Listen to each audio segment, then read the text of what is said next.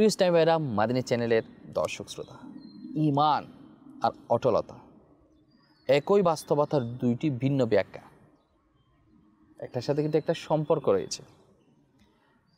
কেননা ঈমান হচ্ছে বিশ্বাস, যেটা আমরা দাবি করি, আর অটলতা হচ্ছে এর দলিল। আমি যে বিশ্বাসটা আমার অন্তরের মধ্যে ধারণ করেছি আল্লাহ তাআলার ব্যাপারে, আল্লাহর পিয়ারা মাহবুব আলাইহিস সালাতু ওয়াস সালামের ব্যাপারে, আম্বিয়া কিরামের ব্যাপারে, এরপর ফেরেশতাদের ব্যাপারে, পরকালীন বিষয়ে, তো এতগুলো বিষয় আমি অন্তরের মধ্যে ধারণ করেছি, একটা বিশ্বাস স্থাপন করেছি। সেটার প্রকৃত দলিল হচ্ছে অটলতা। আসুন শুনি।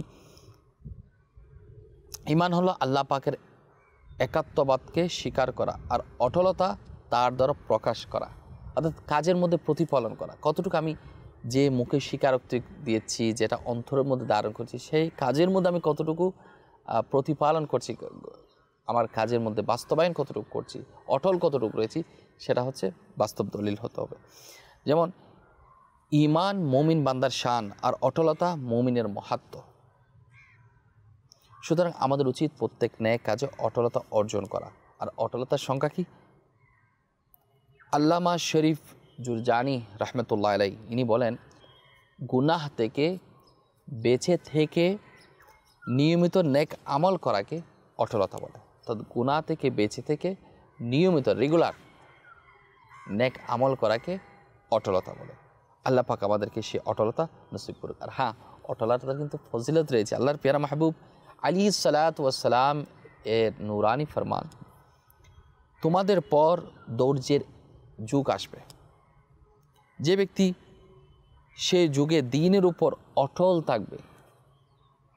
দৌর্যের যুগ আসবে যে সময় মানুষ দ্বীনের উপর অটল থাকবে, তাকে তোমাদের মধ্য থেকে 50 জন শহীদের সমপরিমাণ সওয়াব অর্জিত হবে। 50 জন শহীদ তোমাদের মধ্য থেকে। তাহলে আল্লাহর হাবিব সাল্লাল্লাহু আলাইহি ওয়াসাল্লাম কাদেরকে ইরশাদ করবেন?